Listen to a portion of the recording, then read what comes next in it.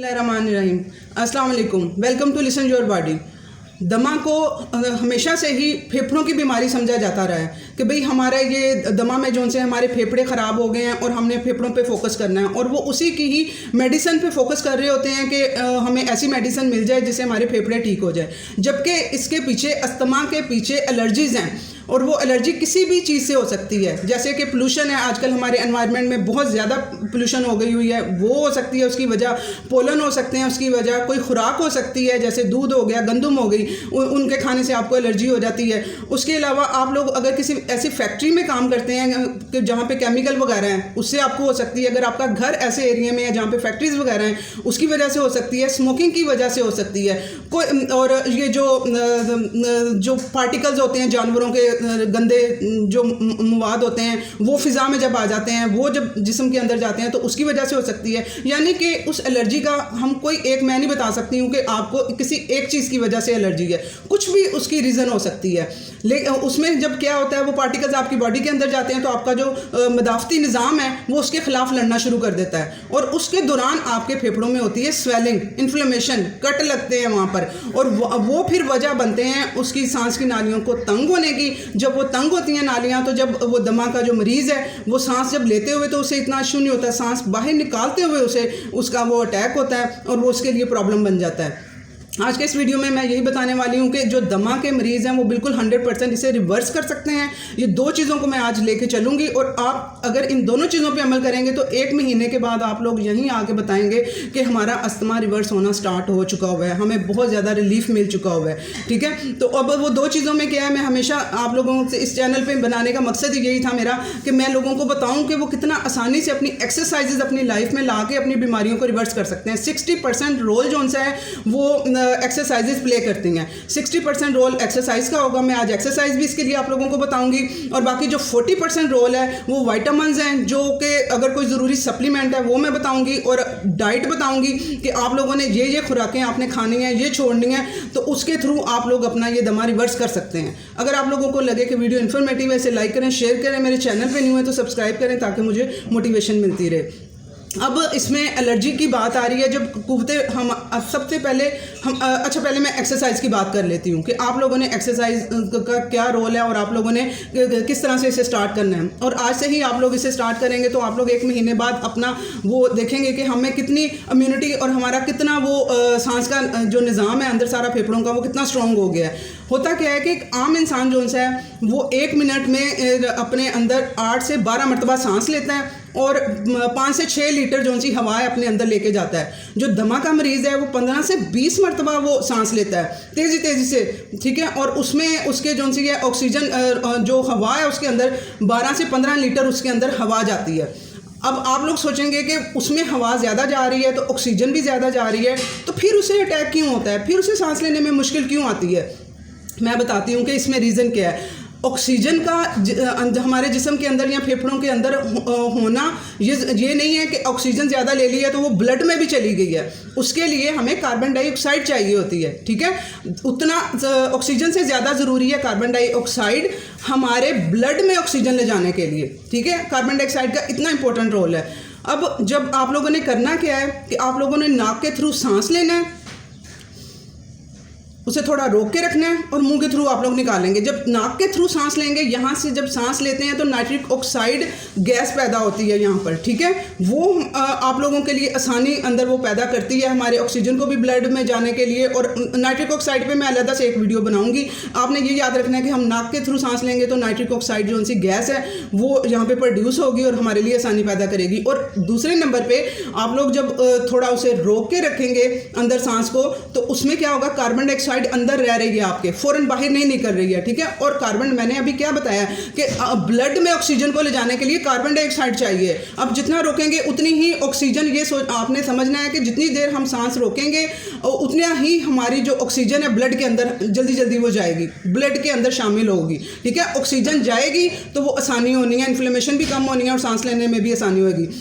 तो आप लोगों ने ये अब अपनी एक्सरसाइज आप लोगों ने स्टार्ट करनी है और इसमें आप लोगों ने 20 सेकंड से स्टार्ट होना है। जो ज़्यादा मरीज़ हैं 10 सेकंड से स्टार्ट होंगे, 10 सेकंड के लिए रोक के रखें, उसके बाद 20 सेकंड के लिए, 30 सेकंड के लिए, 40 सेकंड के लिए जब आप रोक पाएंगे ना, तब आपने समझना है कि हमारा दमा जो है वो रिवर्स होना स्टार्ट हो गया और आप लोग खुद भी अपने अंदर वो सारी ताकत और वो सारा कुछ अच्छा फील करेंगे। ठीक है, डीप ब्रीदिंग 2 एक्सरसाइजेज मेरी वीडियो पर पड़ी हैं। मैं ऐसे ही हर एक्सरसाइज में, हर वीडियो में डीप ब्रीदिंग के लिए रोला नहीं डाल रही होती हूँ। इसके पीछे हम लोग इतनी आसानी से मैंने तो ये सारी स्टडी इससे रिलेटेड पढ़ी है, एक्सरसाइजेज से रिलेटेड, तो मुझे वो इतना हो रहा होता है कि लोगों को मैं किस तरह से समझा पाऊँ कि ये कितनी ज़रूरी चीज़ें हैं ये इनके लिए। ठीक है, आप लोगों ने 1 नंबर पे ये अब अपनी एक्सरसाइज स्टार्ट करनी है। इसने 50% रोल प्ले करना है और टाइम आप लोगों ने नोट करते जाना है कि हम लोग कितना हमारा स्टेमिना बढ़ता जा रहा है कि सांस को अंदर रोकने का। ठीक है, और दूसरे नंबर पे इस सांस के दौरान आप लोगों का जब आप ऑक्सीजन अंदर लेके जा रहे हैं, पेट बाहर आना चाहिए। ठीक है, पेट बाहर आएगा तो ऑक्सीजन ज़्यादा से ज़्यादा अंदर जाएगी। ठीक है, पेट बाहर आएगा, जब आप बाहर निकालेंगे तो पेट अंदर जाना है। ठीक है, वो आप लोग मेरी डीप ब्रीदिंग वाली भी देखेंगे ना एक्सरसाइजेज, उसमें सारा मैंने उसमें एक्सप्लेन किया हुआ है। और ये 6 महीने 7 महीने पहले जब मैंने चैनल स्टार्ट किया था, मैंने तब से ही ये एक्सरसाइजेज साथ साथ स्टार्ट करवा दी हुई हैं, क्योंकि मुझे पता था कि मैं किसी की बीमारी रिवर्स करवाने चाह रही हूँ तो मैं सिर्फ डाइट के थ्रू नहीं करा पाऊँगी। मुझे 50% डाइट इन न्यूट्रिएंट्स को लेकर चलना है और 50% एक्सरसाइजेज को लेकर चलूँगी तो मैं इन लोगों का कुछ कर पाऊंगी।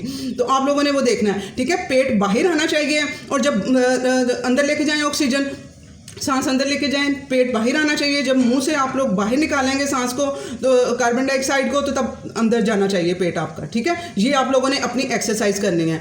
अब आ जाती है बात उसके ऊपर इम्यूनिटी और विटामिन्स। ठीक है, अब एलर्जी, डस्ट हर इंसान यहाँ पे फिर रहा है, डस्ट तो एनवायरनमेंट में है, हर किसी को क्यों नहीं अस्थमा हो जाता, हर किसी को क्यों नहीं ये इशू हो रहा है? इस वजह से कि उन लोगों की इम्यूनिटी स्ट्रॉन्ग है। जिन लोगों की क़ुव्वत मदाफ़त उनकी है, अच्छी है, उन लोगों को ये चीज़ें फ़र्क नहीं पड़ रहा है। जिनकी क़ुव्वत मदाफ़त कम है वो लोग, उनको पे ये अटैक हो रहे हैं। तो आप लोगों ने अपनी इम्यूनिटी बढ़ानी है, अपनी क़ुव्वत मदाफ़त पे काम करना है। उसके लिए एक ही सप्लीमेंट आप लोगों को मैं बताऊंगी जो आप लोगों ने लेना है, विटामिन D3। ठीक है, अगर आप लोगों ने अपने टेस्टों की तरफ जाना है, अव्वल तो मैं कहती होती हूँ कि आप लोग टेस्ट की बजाय अपने सिम्टम्स पे जाके वो पैसे आप लोग अपने खुराक पे और अपने वो जो सप्लीमेंट मैं विटामिन D बताती हूँ उस पर खर्च किया करें। लेकिन अगर किसी ने फिर भी कहते हैं कि हम टेस्ट कराएं तो कितना लेवल आना चाहिए? आप लोगों का 70 लेवल होना चाहिए। ठीक है, 70 आप लोगों ने लेवल रखना है।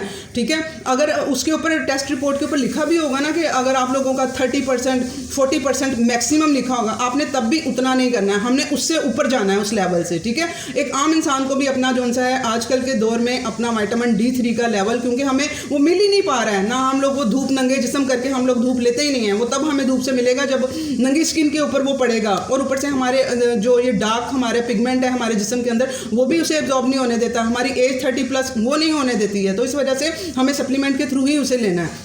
तो आप लोगों ने 70 रखना है। जब आप लोगों का लेवल 100 हो जाएगा, फिर आप लोगों ने उसे 70 रखने के लिए आप लोगों ने क्या करना है, 2 लाख IU। ठीक है, कोई भी ले लेंगे अच्छी कंपनी का सप्लीमेंट, वो आप लोगों ने हफ्ते में 1 डोज लेनी है उसकी कैप्सूल की।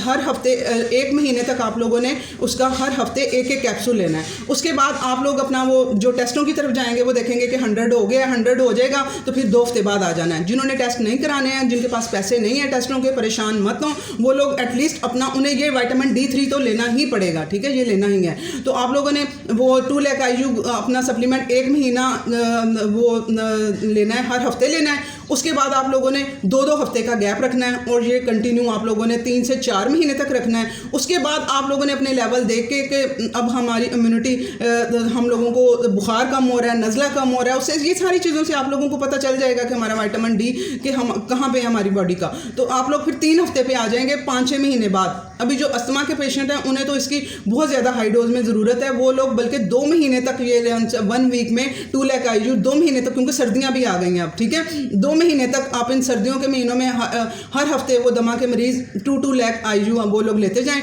उसके बाद वो आप लोग आफ्टर 2 वीक कर दें, उसके बाद 2 महीने तक, उसके बाद फिर आप लोग अपना आफ्टर 3 मंथ कर दें। अब विटामिन डी आप लोगों को ऐसे ही वो नहीं लग जाना, सिर्फ वो ले लेने से वो ये नहीं होगा कि आप लोगों ने खाया तो आपको वो लग भी गया, आपके जिस्म के अंदर एब्जॉर्ब हो गया। ये फैट सॉल्युबल है। फैट सॉल्युबल का मतलब है कि आपके जिस्म में गुड फैट होगा तो उसमें जाके ये जज़ब हो जाएगा, फिर डेली रिक्वायरमेंट जो होती जाती है उसके मुताबिक वो यूज़ होता जाता है। तो अब उसके गुड फैट के लिए आप लोगों ने अंडों का नाश्ता करना है। मेरे एग्स वाला वीडियो आप लोगों ने देख लेना है, स्पेशली आप लोगों ने उस दिन तो लाजमी करना है। और अव्वल तो ये रूटीन में आप लोग अपना एग्स वाला नाश्ता करें। इम्यूनिटी अगर आप लोगों ने अपनी ठीक करनी है, मैं इसमें बता रही हूँ कि आप लोगों ने इम्यूनिटी अपनी ठीक करेंगे तो अस्थमा आप लोगों का 100% रिवर्सेबल है। तो आप लोगों ने अपना एग्स का नाश्ता करना है, वो एग्स लेके आने हैं अपनी डाइट में।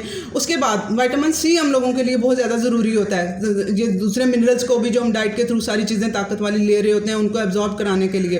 अब विटामिन सी के लिए सप्लीमेंट नहीं लेना है आप लोगों ने, उसके लिए लेमन वाटर आप लोगों ने यूज़ करना है। दमा के मरीजों ने परेशान नहीं हो जाना है कि हमें उससे एलर्जी हो जाती है, हमें ये इशू हो जाता है। तो आप लोगों ने पहले अपना विटामिन डी आप लोग लेंगे।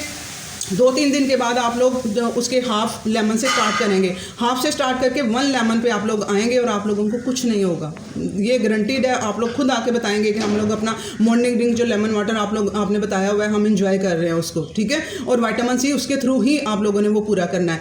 एक अब ये बात होगी। उसके बाद अब जो दमा के मरीज़ हैं उनके अंदर नमी पाई जा रही है, ठीक है, उस नमी को हम लोगों ने ख़त्म करना है। उसके लिए आप लोगों ने एक तो दूध यूज़ नहीं करना है, दूध को और दूध और गंदम इन दोनों को आप लोगों ने यूज़ नहीं करना है। जो गंदम एकदम कह रहे हैं कि हम नहीं छोड़ पाते, वो फिर जौ का आटा उसके साथ हाफ मिक्स करके कर लें। अव्वल तो आप लोग जौ का आटा पे आ जाएं, यूज़ करें। उसके अलावा जौ के अब सर्दियां स्टार्ट हो गई हैं तो आप लोग जौ के साथ आप लोग उसका कम्बिनेशन बाजरे के आटे का करेंगे, ठीक है। बाजरे का आटा जो है वो अंदर से नमी ख़त्म करेगा। बल्कि जो दमा के मरीज़ हैं जिनको ज़्यादा इशू है वो लोग सिर्फ बाजरे का आटा यूज़ करेंगे तो वो ज़्यादा जल्दी से रिकवरी की तरफ जाएंगे, ठीक है।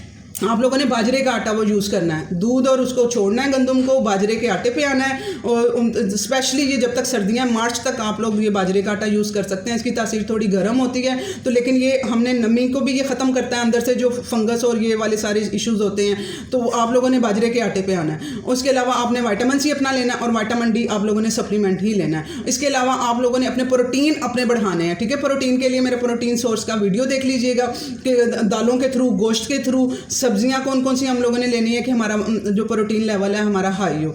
ये आई होप ये वीडियो इन्फॉर्मेटिव था, इसे शेयर करें। अल्लाह हाफ़िज़।